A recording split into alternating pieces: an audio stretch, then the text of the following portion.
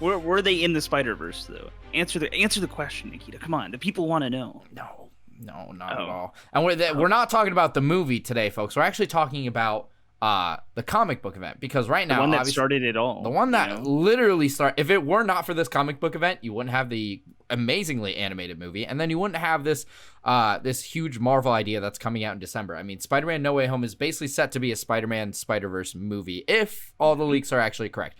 They could all be fake, but right now, I would highly doubt that, considering how large the rumors have gotten and Disney not saying anything about anything. I highly doubt that Andrew Garfield and Tobey Maguire are not involved in some way, which is super cool, unprecedented. And the reason we get to have this Spider-Verse themed movie is because of the original comic book event called the Spider-Verse. Yep. Gino, have you read the Spider-Verse at all? I have listened to Comic Storian on YouTube explain the Spider-Verse, so I kind of know the general story for the most part. I've been meaning to. I want to buy it at some point. I really want to own Spider-Verse. It's a really cool comic idea, and I've always wanted to own it. But it's like $40, I think, is what we found out earlier on Amazon. $40 or $50 for the full thing. I think you can definitely get it for cheaper from virtual copies. I was looking online earlier, and I think they were selling. A Comic X store or something like that was selling it for like 99 cents as like a virtual copy. So you can find that as an alternative if you're looking for this comic book online. But yeah, that's how I know it. So there's like some specific stuff that I like. If you were to like tell me that, remember this joke from page 30, I'd be like, nah, man, I have no fucking clue. But that's fine. That's okay. We're working on it. I know Spider Pig's in there. I know the main characters. I know the plot that happens. I'm assuming you've actually read it, the full thing, before. Yes, it's been a while, and I kind of brushed up on it a little bit. Hold on real quick. I want to pull up a cover image just so you guys know what to look for if you're trying to find it in stores. Let's see. This would probably be the closest thing. Let's see. Oh, and let me make that bigger for you guys. But this is one of the covers for the series. Spider-Man Into the Spider-Verse, you got Peter Parker kind of leading the event, and then you've got some other people behind him, like Miguel O'Hara, Spider-Man 2099. You've got the Superior Spider-Man, which is the Doc Ock Spider-Man, Spider-Woman, Miles Morales Spider-Man, and Jessica Drew Spider-Girl, the cloned Spider-Man from Ultimate Spider-Man. Very large cast. They are literally just surface level. It's like a gigantic class. Huge cast. It's a huge cast. So do you know anything about the event in general? I mean, you watched some videos. I'm assuming you probably have questions. If I had to say my basic summary, I think, of what it's supposed to be about, it's the Inquisitors, which I believe are some type of multiversal vampires, are hunting down all of the Spider-Men for a nefarious purpose, and they all have to team up with each other across the multiverse, and stop these guys. I don't know what's their like tier level, like where would they be considered at, like multiversal? Well, so yes and no. So they're weird, right? So okay, to go over the Spider-Verse event, right? And where it all kind of starts is Spider-Man versus a character called Morlun. Morlun is this vampire-esque character who feeds on, I guess, can you really like life force? Yeah, feeds on life force, or feeds on specific totem life force. So totems within the Marvel universe are a tad confusing, if I'm being honest. They're primarily. I think I can kind of tackle it. Like a totem would be like if we were to cross a bajillion multiverses, it would be whoever represents like Geno Stickley, for example. Yes. So not everyone has to be exactly Geno Stickley, but if my commanding trait, I guess, as me being me, is that I'm a historian who loves podcasting, right? That there are a bajillion like lookalikes or similarities or people who identify near to me. And everyone recognizes to be the podcast loving historian Geno Stickley. That's kind of like a totem, right? Yes. Exactly. Okay. Yeah. Essentially that, but I would say it would be almost to a wider scale of a more like, no offense to you, Gino, significant character to the storyline. No, Gino, no. You're significant to the universe. What? I mean, the multiverse. But in this case, like the totem in this comic book would be the spider totem, which is arguably one of the most powerful totems and one of the most essential totems across the Marvel multiverse. And through it, it's all weaved through what they call, I guess, I think it's called the Grand Web. But Yep. basically, the web of the multiverse, which connects all the spider totems together. The Morlun is this multiversal vampire from a family of other inheritors who feed on to live on the life force of other totems. And so Morlun very early on, I think back in the 2000s, goes to feed off and kill Spider-Man, and successfully does so the very first time around. But then Spider-Man is reborn as what they call the Other, who's like the pinnacle of the totem. He's the embodiment of what the totem is, and gets he obtains spider powers through this. So this is when Spider-Man had gained like 6 arms, like organic webbing, things like that. And in this case, afterwards with these new abilities, went on and just beat the crap out of Morlun. And it's not the first time. Morlun came back several times, and Spider-Man essentially just whooped him not whooped him. I mean, if you read the comics, honestly, it's probably the hardest fought battles that he has ever had to fight, even more so than Green Goblin and Dr. Octopus. Like, Morlun is one of the characters that, like, Spider-Man is genuinely afraid of when he has to face him. Now, so, quick question. We are in reference to our original Peter Parker, so like 616 in the multiverse, the one that everyone's kind of familiar with, right? Like the one the standard comic Peter Parker. Follows. Yes. Gotcha. Yeah, because the whole thing about Spider-Verse is that the reason everyone there's like a bunch of Spider-Men who go to seek out 616 Peter Parker is because he's supposedly like one of the only ones who has like defeated Morlun like multiple times. Has gone to bat with him multiple times and beaten him.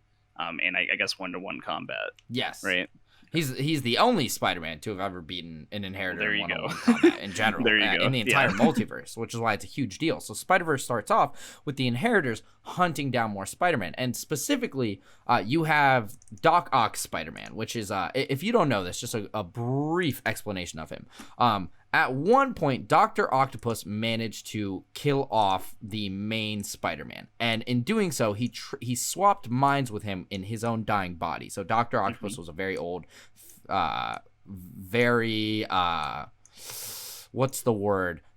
Not sensitive, decrepit body. And managed to swap minds with Peter as he was dying. Now, Peter managed to keep a part of his mind within his body. So in this point, Peter was watching Dr. Octopus play out the role of Spider-Man, and he was like trapped in his like subconscious, basically. Yes. Yep. And Doc's entire point was to try to be a superior version of Spider-Man, which is why he's called the Superior Spider-Man. Now, eventually he would come to realize, I'm actually not as good as Peter, and would give up the body back to Peter and die. But through some just putting that out there. Incredibly petty. Through some multiverse shenanigans, though, he somehow ends up, I guess when he had given up his life, he didn't realize, he thought that whole thing was just a dream, like didn't actually occur, and was then transported to a version of the 2099 Spider-Man timeline where that Spider-Man had been killed. He had found out, okay, how did I time travel? How did I go about this? I'm tracing some dimensional energy signatures here. I need to follow it. Eventually creates what he calls the superior dimensional traveling machine, and travels from universe to universe within the multiverse, witnessing all these Spider-Men dying at the hands of the that was, I was about to say, that was the main problem, is that when he started teleporting places, he kept coming across like dead Spider-Men and was yo, uh-oh. Eventually, he manages to save a Spider-Man from being killed by an inheritor and recruits him into a spider army of his own. And so he goes on saving these other Spider-Men and teaming up with them to create a massive army to fight the inheritors. While this is happening, a bunch of other Spider-Men from across the multiverse then meet up with 616 Spider-Man, our main Spider-Man, Peter Parker. And they do this and recruit him, asking him to be the leader of their own personal spider army, because he was the only one that's ever defeated an inheritor in one-on-one combat. That's never happened. In most cases, even when several of them have teamed up against an inheritor, they've basically been slaughtered. And the reason they are reaching out to Peter now is because the inheritors are going off on a mass murdering spree, just absolutely destroying the web of life. And I think they took Peter back to the web. I could be wrong here, but I think I'm misremembering. Or I believe they brought Peter back and the web was just in shambles, like all torn up. Yeah, I believe it was, the web was like fucked up beyond, yes, not repair, but it looked pretty bad. And in this, you get to see a lot of really cool Spider-Man, and we're gonna cover some of them in our. I kind of want to go over the top Spider-Man that came out of this story, probably our top 5. And we'll do some honorable mentions as well. But I don't want to spoil some significant parts for the most part. But as they go through, Peter and Doc Ock eventually meet up. combined forces and would go on to fight the Inheritors, learning that they themselves apparently have a whole cloning program going on a separate planet. This is why every time that they've defeated an Inheritor, they come back immediately, seemingly almost like they haven't had a scratch on them. And Peter Parker's own clone, if you know about the cloning saga, Ben Reilly and Kane Parker play significant roles in this, understanding, okay, here's how the cloning process works, and here's how we got to stop them. Kane Parker specifically plays a very big role in this because he plays the role as the Other. As I said earlier, Peter had kind of gained the powers of the Other when he had obtained like organic Spider-Man powers, and that's how he was able to stop Morlun.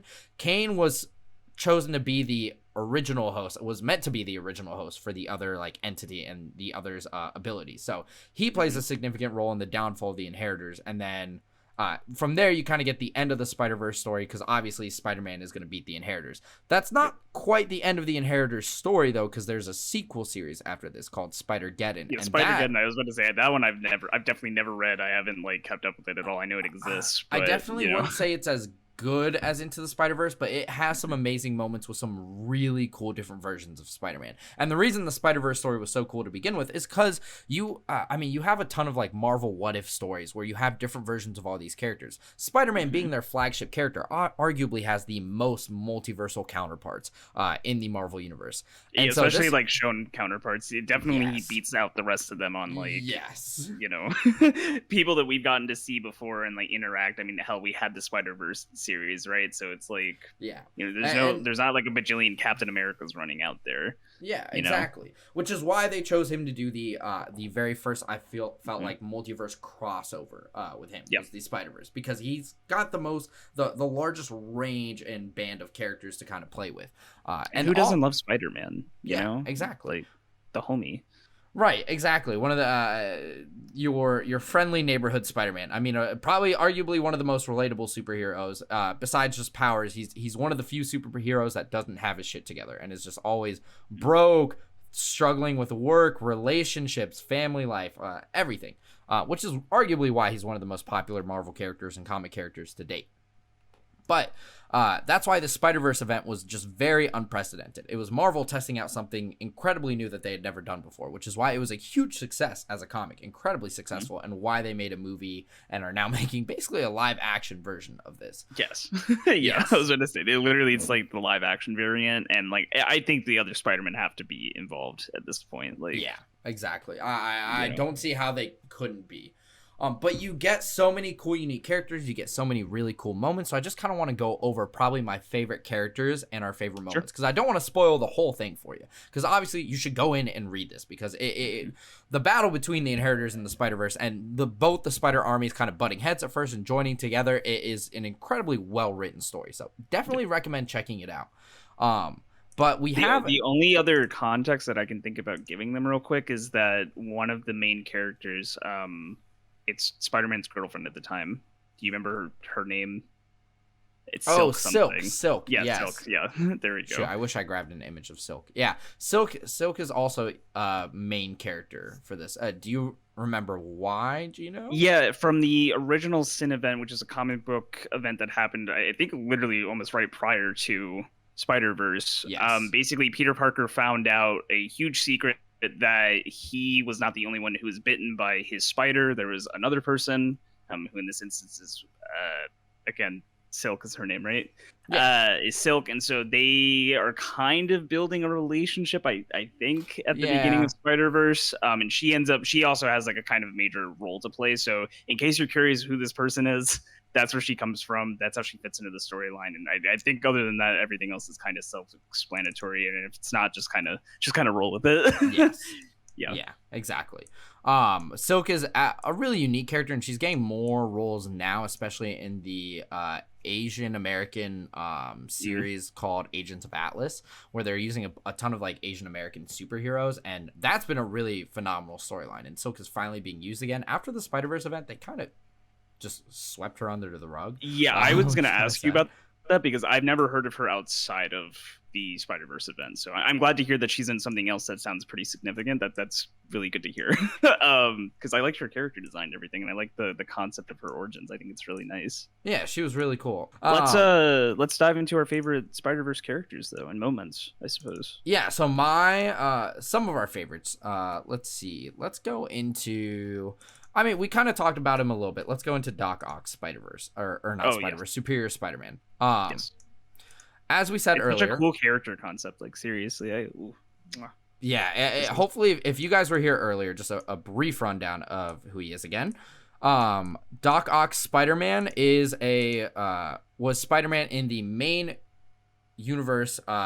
The main 616 Marvel universe. He tricked Peter Parker into swapping minds with him into his dying body and then took over Peter Parker's body. However, a remnant of Peter's conscience would eventually come back, lecture Doc Ock as his run kind of went on. And Doc Ock, trying to prove that he was the superior Spider-Man, obviously the better Spider-Man, fails to accomplish this and realizes that Peter Parker was the superior Spider-Man and gives up or relinquishes control of the body. After this, he through some time shenanigans and multiverse things, he gets involved with the multiverse thing. We talked about a bit earlier in how it starts, but he starts off in the 2099 timeline and finds a dead version of Spider-Man 2099, hops from universe to universe, and tries to gather an entire spider army to fight off the Inheritors. In doing so, he's taking a very much brutal approach because he thinks, yes, we need to kill the Inheritors. Peter Parker Spider-Man, however, is on the other side of the fence, thinking, no, we can just trap them and imprison them. We don't need to kill them. That's Spider-Man not who we are. We're like, not them. No, I'm good, man. We don't do that here. We're good Spider Boys around this area. Exactly. And in this, they do have some beef. I wonder if we got the scan or not. One of the ones I got, I think they get up in each other's face because it's the revelation. One of them has the revelation that it's Doc Ock and Spider-Man, or it's one of the ways. Yeah, it should be that panel. Yeah, that just pulled up. There's a panel where they do end up fighting. Because the two obviously are butting heads and deciding, okay, who's where are we gonna go? Because we all have to combine regardless. Like we can't really split up, otherwise we're gonna get slaughtered. In this, Doc Ock is kind of beating Peter to a pulp for a little bit, and then Peter realizes, wait, Doc Ock isn't going to go all the way against me because he doesn't realize it. So again, at the end of his run, he gave up control of Peter's body back to Peter. He doesn't remember doing that, however. And so in his mind, he thinks, oh, this is a version of Peter from an earlier version of our timeline. So this isn't the Peter Parker in my mind. Like, I've killed this Peter Parker before, but if I kill him now, that will create a time paradox, and therefore I cannot come into place. And so Peter, realizing this, stops for a moment to allow Doc to pull in the killing blow, and Doc stops, realizing, wait, I can't kill you, otherwise I'm not going to exist. Peter uses this to his advantage and then just sucker kicks him across the face. I'm pretty sure it was a sucker kick. It cracks me up so much, bro, that like Doc Ock just was too smart for his own good. You know, he was like, dude, there's no other possibility. He's got to be from the past. I would never I would have lost. I mean, it's such an L, bro. Like, just being like, yeah, this makes sense. Okay, okay, I don't want to fuck up the timeline. All right, like. So that's arguably one of the coolest moments from the comics, and Doc Ock shows off that he's one of the coolest characters because he thinks very strategically. Like, he's very useful in this entire event, but it comes down to who's, I guess, really the superior Spider-Man, Doc Ock or Peter Parker. And in this way, Peter proves it just by showing that Doc Ock is too arrogant to truly be the best Spider-Man. Easily one of my favorite comic book moments, and Doc Ock still serves a purpose afterwards and will go on to be his own Spider-Man character. Just recently, they actually just brought him back to being the original Dr. Octopus, so he's no longer the superior Spider-Man, but I highly recommend keeping up with his run.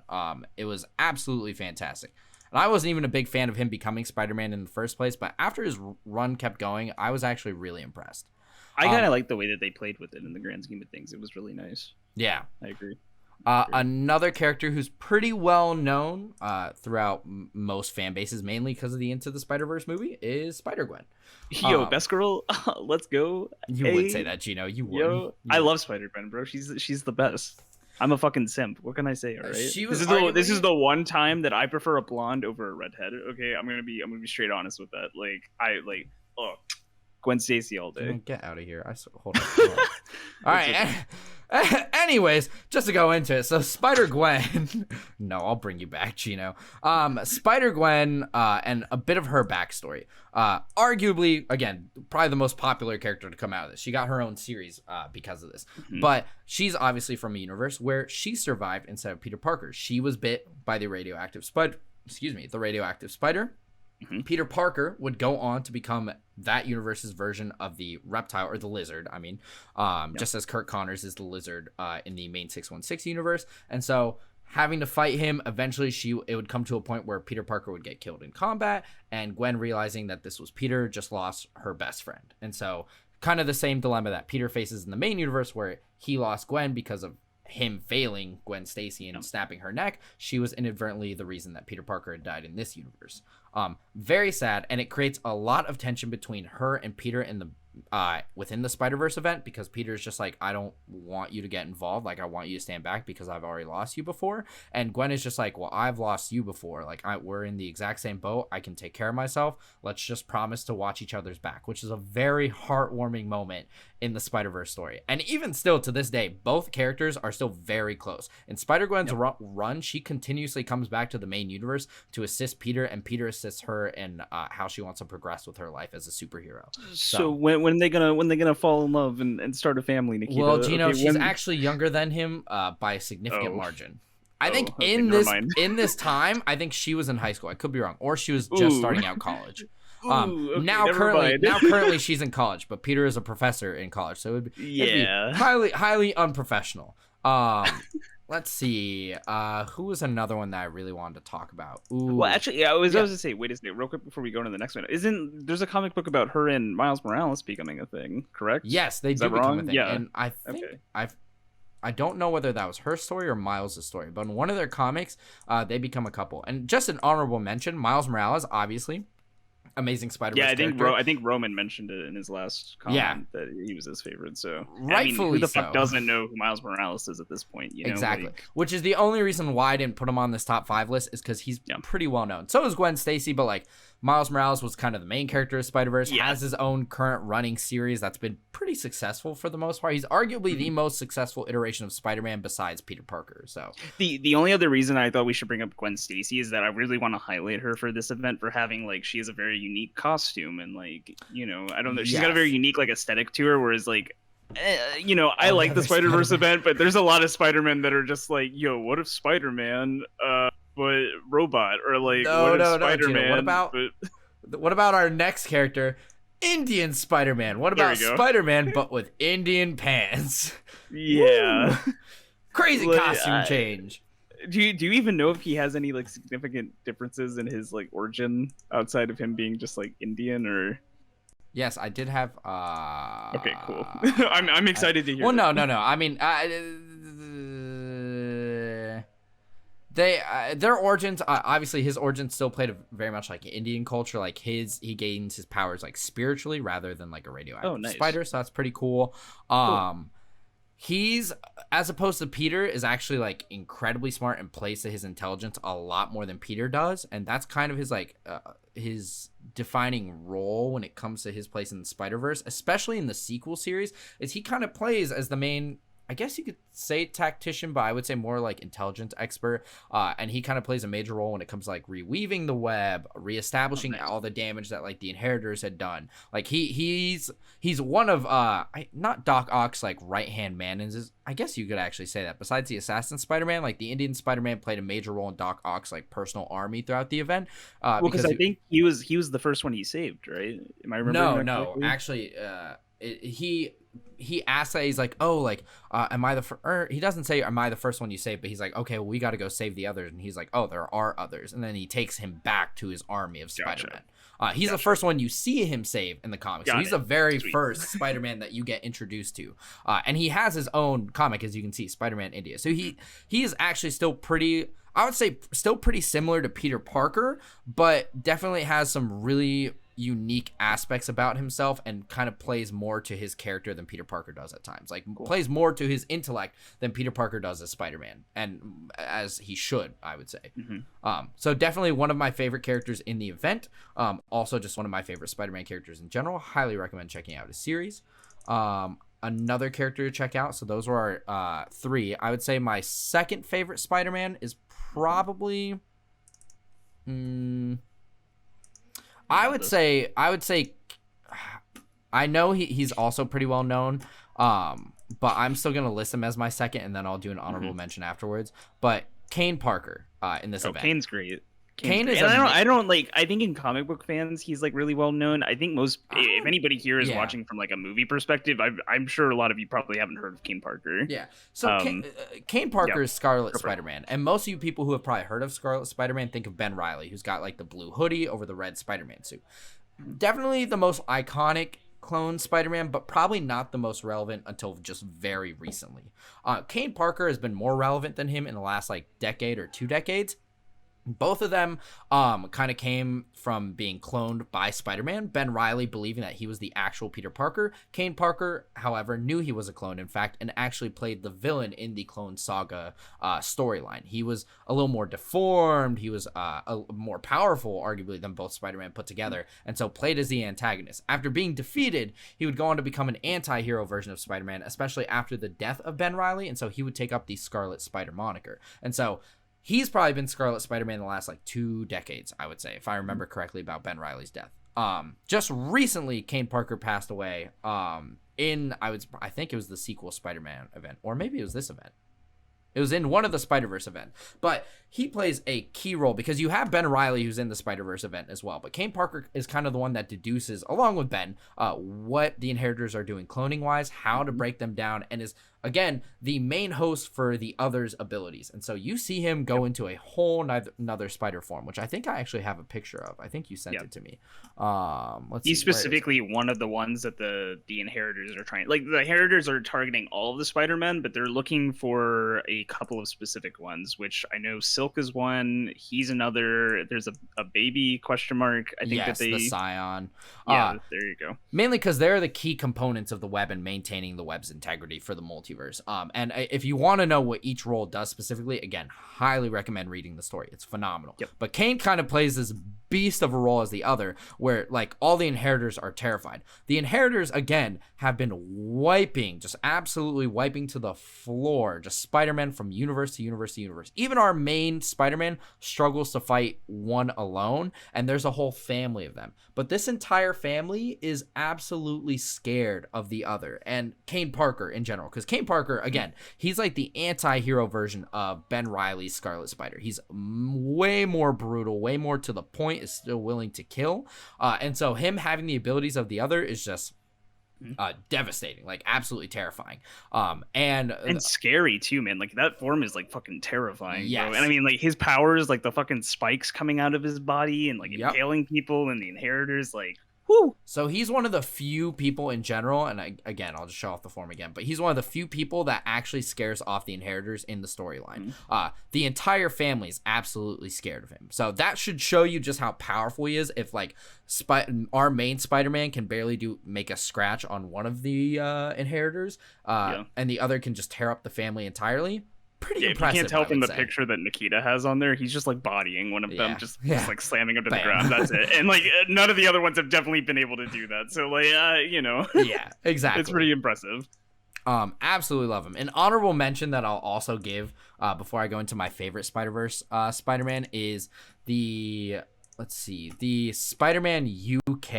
Nice. For the or Captain UK Spider-Man. I don't actually know what he goes by, like what his full name is. But British Spider-Man. Yeah. So Captain Britain in the Marvel universe in general is kind of like you know how we have the Green Lantern Corps? There's a Captain Britain's Corps, except it's just the same version of the character. I think his name is Brian Braddock. There we go. Brian Braddock. The same version of the character throughout the multiverse. And so it's like a multiversal Corps. So the Green Lantern Corps protects the universe. The Captain Universe Corps, or the Captain Britain Corps, protects the multiverse. So they have access to a thing called the Nexus, which allows them to travel from universe to universe. They team up regularly to handle multiversal or universal level threats. And so there is a Spider-Man version of this character called, I think they just call him Spider UK, is like his basic name, I'm pretty sure. I believe you're Um, correct. but he is just really cool throughout the entire storyline because he understands, like, okay, these are the ramifications of what's going to happen if they destroy the Web of Life. Like, this involves not just the Spider-Man, but at this point, the Captain Britain's Corps, the entire multiverse. Like, he is probably one of the few Spider-Man, besides Captain Universe Spider-Man, that understands how devastating and how detrimental the Inheritors are to the Marvel Universe. And so he plays a serious role when it comes to just leading the team, assisting them, helping the main universe Spider-Man realize like what needs to be done and why he needs to stop Doc Ock as well. So definitely plays a super cool role and one of my favorite Spider-Man, and one of the most unique, I would say. A combination of two really cool characters, Captain Britain and Spider-Man put together. But I would say my favorite is one that I kind of just briefly mentioned just now, Captain Universe Spider-Man. Super nice, super great. One of his design is like kind of weird, but it's also one of the coolest designs because also in the fact of Spider-Gwen, it's just very different. So for those of you that don't know who Captain Universe Spider-Man is, there was a storyline way back when where Spidey was facing off, I think it was it the Juggernaut or the Hulk? Let me see. Yeah, I've got no idea. No, this is beyond my pay grade now. At this I could point. be completely wrong. Maybe it was someone else. Roman, if you remember, feel free to correct me. He was facing off against some large level threat. Maybe it was No, it definitely wasn't Venom. What the heck? Well, basically, Roman, remind me if you do find it, if you do end up remembering what it was. But Spider-Man was facing off against some large scale threat, and in this, there's this ability called the Enigma Force, which controls the powers of Captain Universe. So Captain Universe is a character that basically gets selected throughout the Marvel Universe. So it's never just one character. It rotates consistently.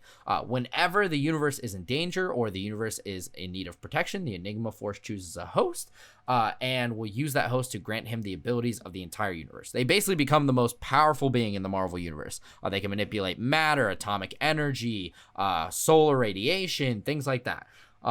And so they're used to save the universe, and afterwards the Captain Universe ability or the Enigma Force leaves the host, usually never to return again unless absolutely needed. So at one point, Peter Parker was given these powers. So there is a separate universe called a What If story where what if Spider-Man never lost the abilities of Captain Universe, and he maintains those abilities. And so he plays a key role in protecting the Spider-Man and granting them a like safe haven. So, A sanctuary. Yes, I a think is what they sanctuary. call it.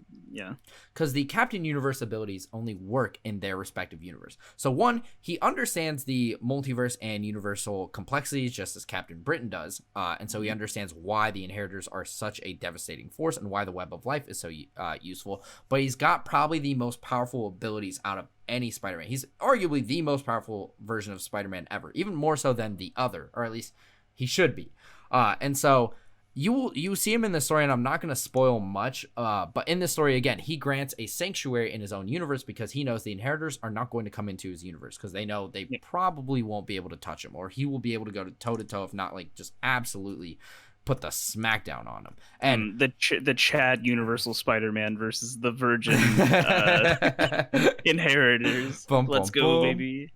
And so he has the like coolest fight in the comic, I would say, to date. You get to see right here in this panel, you get to see Spider-Man use universal abilities, which is another really cool thing about Captain Universe Spider-Man. Is Spider-Man is supposed to be like a street level hero. He's like an in-between tier character. And what that means is he's just above street level. He's strong enough to like maybe withstand like a skyscraper falling on him, but not strong enough to like hold off like someone that could blow up the city or take on a nation or a world. And so seeing Spider-Man in this place where he's not just your regular neighborhood Spider-Man, just absolutely defying all odds to save the world or save the city as he usually does. In this case, he's actually got the power to back it up, which is why Captain Universe Spider-Man is one of just the absolute coolest versions of Spider-Man you'll ever see. And in this scan, you see him fighting the father of the Inheritors, like the head of the entire family, the most powerful inheritor of them all, just going toe to toe with him in his own universe. I'm not going to spoil how the fight ends. Definitely recommend the series, or recommend reading the series to see how it goes down and Captain Universe Spider-Man's significance in the story. Again, really cool character, really cool ability set, and one of the coolest moments in the comic in general, and probably one of my favorite like Spider-Verse moments in in the entire event. So, and I mean, that's what it comes down to. If you like the Spider-Verse movie, there's literally no reason not to to read the this. event. It's like that, but on crack. Yes. Like literally, and it's so great. If you love Spider-Man, then like here, bro, here's like 40 fucking iterations of him that all have their own little twist to them, and it's super cool, Yeah. super nice. I love Spider-Man, so I'm hyped about it. It was, like I said, I really want to buy this $50 book so I can be like, I own Spider-Verse. Yeah, Nikita's kind of explained to us today why, like, how it goes, what the basic plot is, some highlights of the Spider-Man, and like, there's no reason why you shouldn't read it at this point. Again, it's what started off Spider-Man Into the Spider-Verse, and now the Far From Home Spider-Verse theory slash potential movie. Like, if it really is a Spider-Verse-esque movie, you have the comic to thank for it, because it was such an amazingly well done comic. The sequel series, people have some things to say about it. I still enjoyed it, but I definitely would recommend this series first. Check it out. You will see some of the coolest characters to date, the coolest versions of Spider-Man. We just brushed the surface. You've got Punk Spider-Man. We didn't even talk about like the weeb variants of Spider-Man, giant yeah. robot Spider-Man, or No, I have a picture of it. They've got to see it. Literally, if you remember, we've had a ton of I say a ton. With the live action movie coming to date, some people have been memeing. They're like, oh yeah, we've got Tobey Maguire and Andrew Garfield, but what about the original live action Spider-Man? Because Japan did a live action version of Spider-Man back in the 90s, I think, who had his own mech suit, and even he makes in an appearance. Blah. Wait, Cosmic Spider-Man apparently got it to take down some Tri-Sentinels, which are some like OP. Yes. Okay, there we go. Tri-Sentinels. Tri-Sentinels also, Sentinels in general in the Marvel Universe are incredibly OP because they adapt to people's abilities. Tri-Sentinels are like them on crack. So the fact that, yeah. So Spidey definitely would have needed the cosmic powers to handle that, because some powerful X-Men, including some Omega level X-Men, have struggled with them. So yeah, Cosmic Spidey, absolute badass. You can also read his original comic issue. I'm sure you can find it, and his What If comic online as well. Absolutely one of my favorite characters. But some other really cool characters that show up are literally the Japanese live action and his freaking kaiju mech suit in the Spider-Verse event. You've got right there to the right, I think, is the Japanese Spider-Man speaking to his kaiju. You've also got Spider-Man 2099. You've got a steampunk Spider-Man that you can kind of see back there, or steampunk Iron Spider. You got, this is where Spider-Man Noir first showed up. I don't know if you can see kind of at the bottom of that picture, you see literally a Wolverine version of Spider-Man. Yo, what the fuck? Yep.